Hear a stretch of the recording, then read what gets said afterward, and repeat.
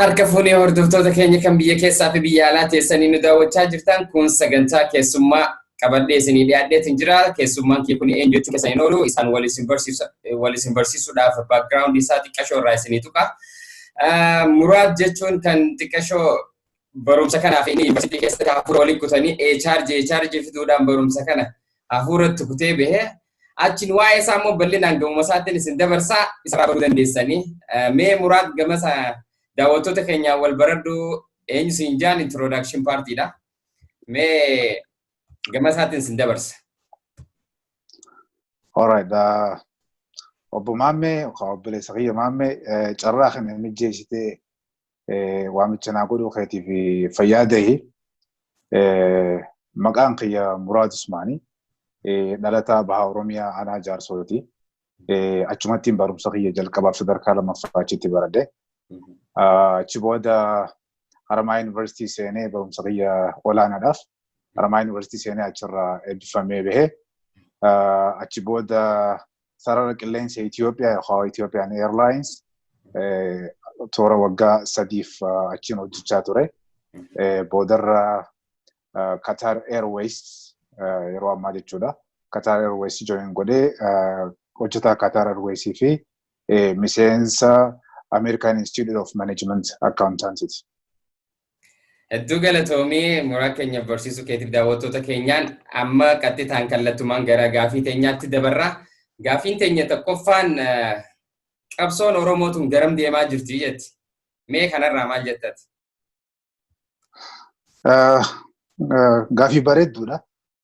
Dhugaa dubbachuuf namni Oromoo ta'ee waa'ee qabsoo biyya teenyaan haasofne yookaan dhimmi biyya teenyaa isa yaachifne ni jira je'een yaadu. Hojii guyyaa keenyaa tahee jira. Eega tahee bubbulee jira. Maaliif haalli qabatamaan biyya keenya jiru hedduu rakkisaadha, hedduu ulfaadha. Qabsoon Oromoo akkuma beeknu gaafa Oromoon gita sirna naftanyaa jalatti kufarraa jalqabeeti hanga ammaa ka deemaa jiru. Kunis bu'aa bahii hedduu keessa akka dabree fi wareegama guddaallee qabsoo kafalchiise. Yeroo ammaa garuu qabsoon teenya dhugaa dubbachuudhaaf gaafa duraa sana yoo fudhannu taate hedduu rakkisaa ture. Akka ammaa saayinsii teeknooloojiin hin guddanne informationii yeroo gabaabaatti addunyaan tun globalize taate informationii ganda tokko ganda biraa dhaquudhaaf akkanatti saffisan turre. Environmentiin yeroo san ture hedduu hostile ture, environmentii rakkisaa ture. San hunda keessa dabarree garuu har'a bakka addunyaan hundi Oromoon eenyu akka ta'e bare jirra, sadarkaa sanarra jirra. Kunis bu'aa qabsoo Oromoo keessaa tokko. Finally hundi keenyaa'u qabsoo yeroo dheeraa godhameen wareegama gurguddaa fi qaqqaalee kafalameen hayyoonnii fi gartee beektonni Oromoo itti dhabamaniin kaan qaamatti miidhameen kaan qabeenya itti dhabeen sadarkaa kanarra geenyee jirra. At the last moment bakka xaaxaa si hobbaafanne jennetti akka waan deebitee looceenu seenteeti goolillee nu galu baattu because we are still defending sanirratti wanni harka kanneen hin jirtu because we know our goal maaliif akka qabsoo nu beeyna galiin keenya maal akka ta'e beeyna. So amma ati sadarkaa qabsoon Oromoon irra jirtu it's a promising stage. Maaliif dukkana akka gaafasiisan hin jirru. Oromoon irra beekaa hedduu qabna. Dura deemaa hedduu qabna. Hayyoota hedduu qabna. Warra istiraatiijii adda addaa baasanii istiraatiijii sanis ammas tiimni istiraatiijii san apply godhee hojii yookaan fiinxa bahiinsa nuti barbaannu san galma ga'uu ka dandeessu. We got everything. Waa hunda harkanne, waa hunda harkaa qabna. Garuu overnight wanti injifannoon dhufullee baattu. But it is for certain yookaan injifannoon dhufuun sii mirkaniidha. So sadarkaa bareedaarra jirti jeetiin amana amma. Qabsoon ilmaan Oromootuni feezii garaagaraa baay'ee keessa dabartee as geesse. Qabsoon tuni amma yeroo hidhamtoota siyaasaa ajjechaa caaluuti wajji wal qabatee hunda qabanii mana hidhaa keessatti hidhuu dararuu rakkisuu fi rakkoon garaagaraa isaanirra geessisuu achi ammoo mana murtiitti wabiifaa dhorkachuu jira ammas girdoo duuba ta'anii yookaan magaarajaa duuba ta'anii jechuun sagaleen isaanii akka dhageemu namoota hin beekne cubbuu irra dalaguudhaan yookaan diraamaa qopheessanii as dhiheessuudhaan murtii irra kennuudhaaf ilaalcha akkasitti deemaa jirti biyyi teenya. Amma mee waa'ee kanaan wal qabatee ajjechaa caaluutti wal qabatee hidhamtoota siyaasaa Jawaar Mahammadiis hammatee jechuudha. Mee akkamiin ilaalta dubbii tan? Jalqaba waa'ee obboleessa keenya, artistii keenya, onnee teenya, ija keenya, agartuu keenya, Haacaaluu Hundeessaa yeroo Oromoon almost xaaxaa qabsoo tanaaf hobbaafanne jennee amannoo keessatti bira dhabuun keenya. Hedduu na dhukkubsa. I was like melted into dhugaa dubbachuudhaaf nin baqee ilaa amma ifittiin hima like Haacaaluu this guy is gone forever. We're not gonna get him back again.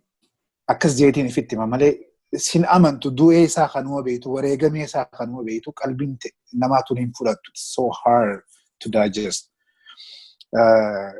Tunis maali Oromoon fi sabaa sablammoonni biyya sanii nyaapha nuti hunda waliin qabnu jira kaman inami sanis sirna nafxanyaatii fi leelliftoota isaaniiti ajjechaan Haacaaluu irra gaggeeffamee fi diraamaan amma dalagamu jiru it's a setup waan wal nama gaafachiisuu miti waan bal'aan beeku ogeessa seeraatillee ta'ee karaa ija seeraati wanni tun maal akka fakkaatu dippilillee ekspertillee ta'ee dippilillee beeku yoo baadhe garuu wanni ta'uu jirtu bal'aafuu ifaa jechuudha. Because amma dura yaalamee ture. Jawaar jechuun keessaahu namni kuni ija qabsoo Oromooti. Injiina qabsoo Oromooti. Nama jireenya isaa dhiisee, jireenya isaa barnoota isaa dhiisee, faamilii isaa dhiisee, nama sila labor marketii kamuuf seenee sadarkaa addunyaattis competent ta'ee jireenya isaa jiraachuu danda'u. He sacrificed everything. Ummata saniif ummata keenya qabiyya isaati irratti hogguuta akka arrabsamu xiqqaatu ajjeefamu qabeenyi isaa irraa fudhatamu diyaaspooraan warri qabeenya doolaara miliyoonerootaan horatan dhaqanii qotee bulaasan qabeenya tokkotti isii kataate lafarraa fudhatanii gartee kaampaanii fi industirii adda addaa irratti ijaaruudhaan isaan zabeenyaa godhan sanii san itti mul'atteeti. So sanii jecha jireenya isaa dhiisee galee biyyatti qabsaa'ee dukkana ummata sanii ibsuudhaaf nama qotatee galee sanis haala amma isa qunname kana namuu arkaa jirra. So kuni it's a drama, it's a setup. Dura yaalame hin danda'amne gaafa dura ajjechaan irratti yaalame. So qabsoon Oromoo daran keessaa sirna nafxanyaa kana amma hudhaa hafuura itti kutaa waan dhufte jecha karaa ittiin nu cabsuun barbaachisu haa meetii nuti nu cabsuun danda'amu jedhanii yaadan hunda wanni isaanii yaaleefis hin jiru. Maaliif akkuma Oromoon qabsoo jiranii isaanis qabsoo jiran. Akkuma nuti gabrummaa tana ofirraa buqqisuu ofirraa fonqolchuu qophoofnu qabsooynu isaanillee suppress nu godhanii keessaa warri sirna nafxanyaa leellisu kunii fi warri bolola aangoo qabu ummata kana irra hojjetanii hanga danda'anitti suppress godhanii aangoo irra turuuf qabsoo godhu. Which is not possible. Akkuma inni jiru humnaan aangoo qabachuun kan danda'amne yoo ta'e humnaan aangoo irra turuunis hin danda'amu. It's like it's a vice versa. Akka saantima tokko fuula lamaati. Yoo ani humnaan aangoo qabachuu hin dandeenye humnaan aangoo irra turuunis is invalid. Hin danda'amu. So tuni is a setup waan nama hundaaf ifaati tana akkasitti ilaalan. Okay. Gara gaafii itti aanutti si dabarsaa.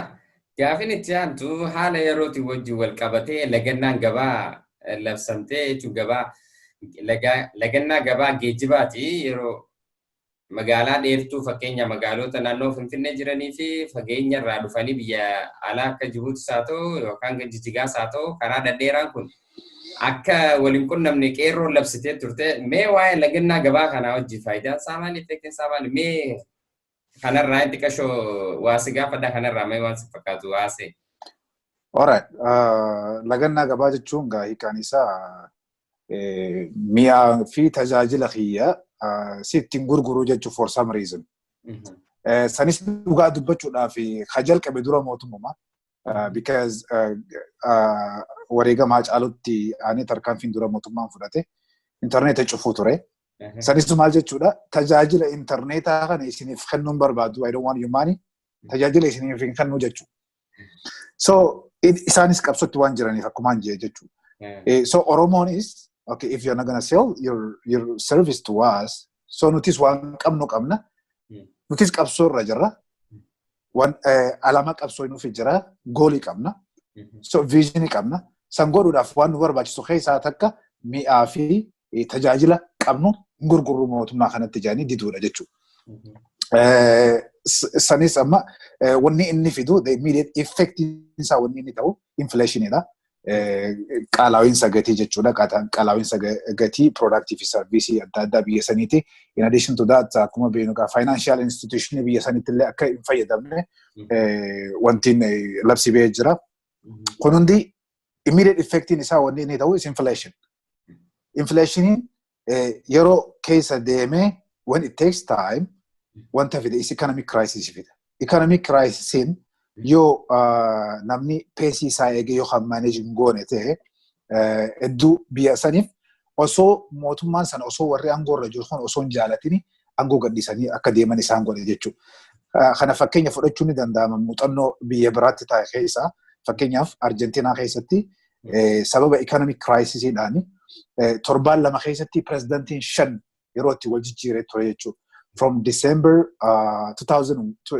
2001 hanga Jan 2nd of 2002 torbaan lama keessatti sababa economic crisis kana pirezidantiin lama yeroo itti wal jijjiireetu haala akkasii ture qofaa miti. Recent history amma biyya Libaanan hedduu deetii waan hedduu qaban jecha rakkoo hedduutu irra ga'u jira amma because warri financial institutions maallaqa isaaniif liqeessuuf qophii miti because these people they took a lot of loans and they didn't pay back. Maallaqa hedduu fudhatanii hin kafalle. So san ammas rakkoo hedduu irra fidu jira.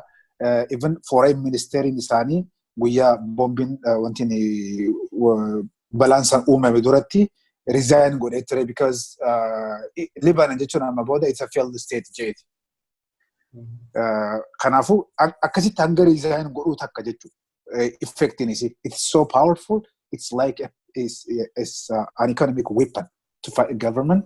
So laftutti waan harka isaa kan ibsiftu jechuudha economic crisis. Kana xiqqollee taatu muuxannoo biyya keenya irraa isa agarree jirra. Gaafa wayyaaniin maallaqa xaragattee mootummaa gadhiisanii dadabitti deebi'anii mootummaan kun hangam takka akka rakkatee fi hangam takka wanti keessa akka seenee gartee ifna hanga hojiin hojjetamuu dadhabuu takka keessa galamee ture. Sila jarri Arabootaa kunii fi jarri Faranjii sadaqaa kan dhubaatanii biitti sun waan itti fuftu namatti hin fakkaatu because there was a political crisis in addition to that economic crisis. So kunii walitti dabalamee biyya takka facaasuudhaa fi haala hedduu humna jajjabaa qabanii jechuudha. Okay, ayyee kana fakkeenya godhachuu biitti teenya biyyoota akka Libaanon kanaa fi sanirraa jechuudha waa'ee lagannaa kanarraa kana fakkeenya godhachuu danda'an. Kan biraa gara gaafiitti aanutti si dabarsaa gaafiin itti aanu qabsoon Oromoo tuni maal keessa dabartee hanga irraa as geesse kanarraa maal barannaa gara fuulduraatti furmaanni maal jettee yaaddamee fakkeenyaaf. Alright. Qabsoon Oromoo akkuma dura jenne egaa bu'aa bahii hedduu keessa dabartee gaafni itti qabsaa'onni keenya heddumminaa fi warri silaa jajjaboo ja'anii hawaasa isaanii duree ta'anii deemaniini yeroon itti nyaadhamanis ture jira. San qofa osoo hin ta'in gaafa injifannoon adda addaatis injifannoon cululuqaanis itti argattee Oromoon itti mataa ol qabattee itti boontee qabsoon namni hundi onnee horatee naashinaalizimiin Oromoo itti daraares ture. So anyways amma sadarkaa tanarra geenye jirra. Wanni irraa barannu jiraatte namni wanti isaasaniif haayoo isaasaniif okay haayoo isaasaniif wal dhagee wal jala deemee gurmaawee tokkummaadhaan yoo socho'u ta'e wanni mohuu hin danda'amneef sababni tokko illee jiraachuu hin danda'u. It is possible. Garuu waan inni gaafatu jira. Duree qabaachuu hayyoota warra karaa namatti agarsiisan warra poolisii dizaayin godhan tokkummaadhaan irratti hojjechuu orgaanaayis ta'anii tokkummaadhaan yoo irratti hojjetan ta'anii wanni himmooneef takka jirtu jechuudha. Kana ammas even muuxannoo yeroo gabaabaa gaafa wayyaanii irraa hubachuu hin danda'ama. Wayyaaniin Afrikaa keessatti waraana to African standard modernized and mechanized taate warra build godhuu danda'anii san ummanni Oromoo osoo xiitii takka ittiin dhahini karaa qabsoo karaa nagayaatiin wayyaaniin rifatanii darsa facaatanii ganda isaanii ganda dadabiitti deebi'anii achitti awwaalamanii jiran jechuudha. So wanni irraa barannu tokkoffaan hayyootaa fi liidaroota keenya waan jiran dhageenye isaan jala deemu lammaffaa tokkummaadhaan orgaanaayis taane ilaameedhaan yoo kan deemne wanni hin injifanneef takka hin jirtu. Maybe yeroo takka waan ulfaataa ta'uu fakkaachuu mala or waan hin danda'amnes tahee nutti mul'achuu ni mala. Garuu it is possible because we did it. Even kan kanarra mootummaa daa'ima akkana ammaa kana dhiisiti mootummaa wayyaanii amata dikeedii lamaa ol hidda probably even almost dikeedii gasaditti hiku hidda gaffageeffatee gubbaa hanga jalaatti nama keenya hidhaa siyaasaatiin hidhee socho'aa ture. Isaanuu rasaasa tokko malee dadabiitti deebisuun keenya kunis laaftumatti injifannootti akka bahuu dandeenyu nu agarsiisa jechuudha. Sani waan irraa baradhoon. Okay, abshir. Gara fuulduraatti qabsoon haala kanaan yoo itti fufte falani ta'a jettee ni yaadda? Yeah, exactly. Because akkumaan dura dubbadde wanni guddooni wanti baafachuudha. There must be a strategy. Warra strategy baasu jiraachuu qaba. And at the same time, strategy isaan baasan kana implement godhuu danda'u qabna. Implement gogoonu ilaameedhaan wal dubbisaa jechuun peesii walii dubbisaa wal dhagayaa tokkummaadhaan deemnaan it is possible. Soon or later. Okay. Abshir, gama dhumaatti deemaa jirra. Mee dhumarratti dhaamsa yoo qabaatte fakkeenyaaf deeggartoota BBTF yookaan miseensa bilisiginnaa warra ta'an hundaaf dhaamsa yoo qabaatte mee as keessatti isaaniifis waa dhaame? Gaaffii bareedaadha. Dhaamsa kiyya bakka sadiitti naan qooduu fedha. Kan dura ijoollee teenya warra paartii bilisiginnaa kana wajjin hojjechuu jiraniif dhaamsa qaba. Sanis maali? Kaleessa numaatu wayyaanee wajjin ummata keenya miidhaa ture. Okay? Kanuma akka kiyyaa kana Maammadii fi Jamaalii fi Gammachuu fi Qalbeessaa fi Gurmeessaatu nama keenya miidhaa ture.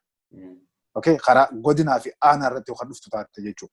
Jarri at the top wanti itti kananii control isaan godhanii kaganda keessa deemee nama keenya fixuu ture, ajjeesuu ture, hidhuu ture, feeddaguu ture, tumuu ture.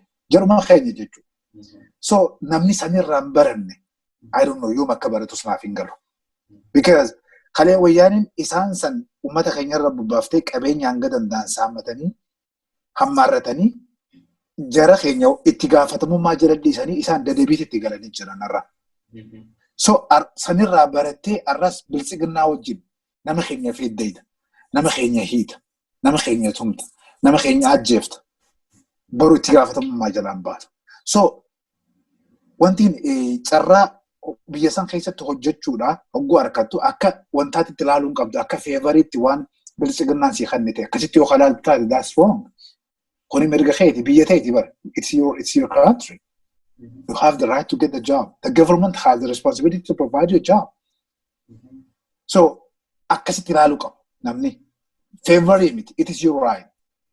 So mirga keeti jettee waan isaan hojii uumanii si kannan gartee akka favoriitti nu wajjin dareeyne you don't have the right to work akkasitti akkas akka nuti hin fakkaanne. Itti gaafatamummaa jalaan ba'an. Warri wayyaanee wajjin nama tuubu ture nama ajjeesu ture. Even amma bilisiginnaa wajjin nama ajjeesu ture. Ajjeesu jiru baru itti gaafataman. Wanti gaafa warri wayyaanee wajjin jarri kan gaafa mana hidhaa seenan. akka kinfa faan gaafa mana hidhaa seenanii kinfan kan meete qofa osoo hin ta'in godinarraas jira aanarraas jira jedhee dubbatee ture Lammaa Magarsaa. So amma biituun ifiifuu daddaqaa jirti transitionii keessa jirti.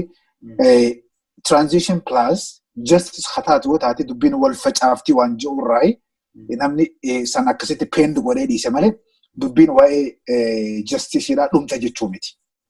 They will pay the price. Nama ajjeeftee abadan ni gaafatamu. Nama miitee ni gaafatamu. Anna miitee namni biraallee yoo si dhiisaan si dhiisu boru siin gaafanna seera. So you will face justice. Wanti itti gaafatamummaa akka isin jalaa bahuudhaaf nama arra isin daleessisee isinitti fayyadamee qabeenya saamee aangoo fudhatee waan fedhe hojjetee deemuun boru itti gaafatamummaa jala akka isaan hin buufneen dhaamuu fedha. Tabiraa warra naftanyaatiif hin dhaamuu fedha dhaamsa. Unfortunately, warra naftanyaa kun they are one of ones. Afaan tokko qofa dubbatan.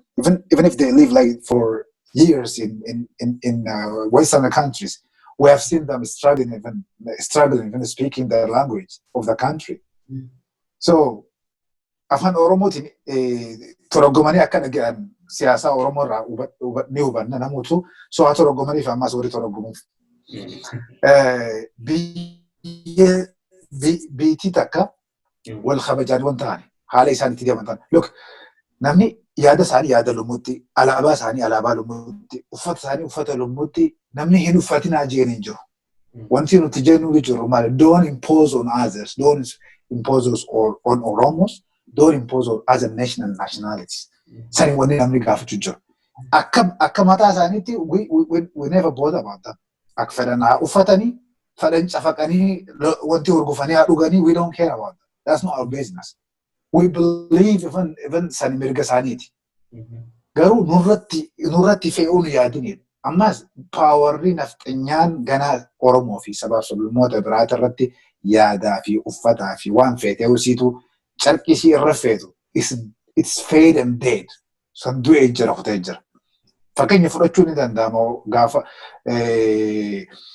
East and West Pakistan jedhamanii Bangladesh yeroo ammaatii fi Pakistan yeroo ammaa they were East Pakistan and West Pakistan hanga 1970 takkaatti jechuudha. Dura deemaan warra East Pakistan hamma Bangladesh warra jedhaman kuni Sheikh Najibur Rahman jedhamu ture. Abbaa amma Sheikh Hasina Prime Minister yeroo ammaa jechuudha. Gaafa hojii jiran sana waan takka favorii inni gaafate. Wanni sanis maali? Warri East Pakistan jedhamu kun President Bangladesh afaan Bangaali jedhamu qaban.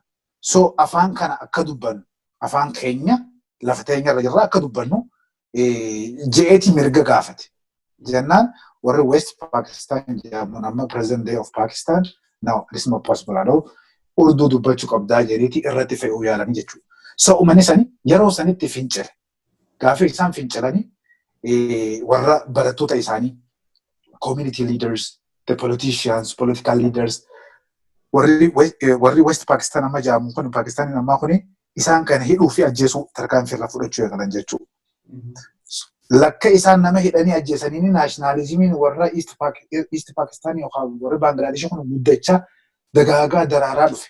San xumura irratti maalitti isaan baasee biyya isaanii hiree isaanii akka ofii murteeffatan isaan godhee jechuudha.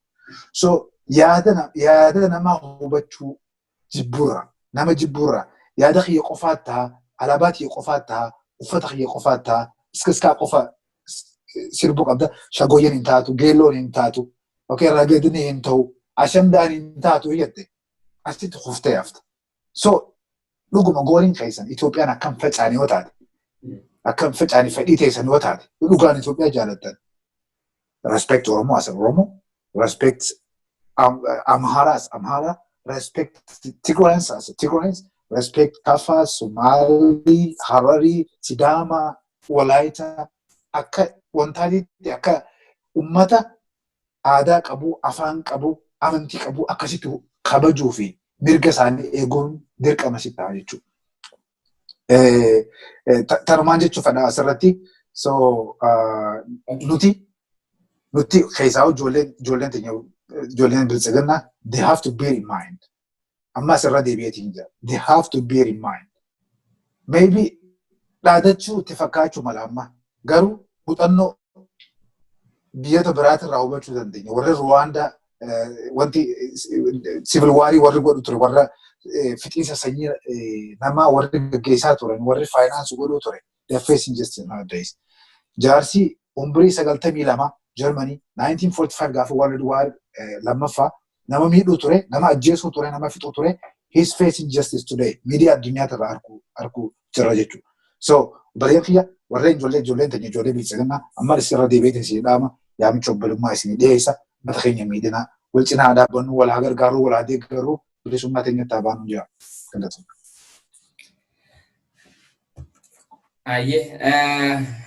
Baay'ee galatoomii Muraad keenya yerooti aarsaa gootee nuuf argamtee sagantaa kana fakkaattu si waliin hawaasa keenyaaf dabarsu kootiif baay'een gammachuu guddaa dhaga'ameen si ibsu barbaada. Hedduu naaf galatoomi. Daawwattoota keenyaa fi hordoftoota keenya kan suur-sagaleedhaan nu hordoftaa jirtan biyya keessaa biyya alaa teessanii kun sagantaan keenya kan guyyaa har'aa asumarratti goolabna. Sagantaa itti aanuun hanga yeroo biraa walitti deebinutti har'aaf gabanumaan nageetti isiniin jenna. Nagayaan nu tura. Galatoomi Maammeetis carraa kanaa kan nuti ulfaannu fayyaadee.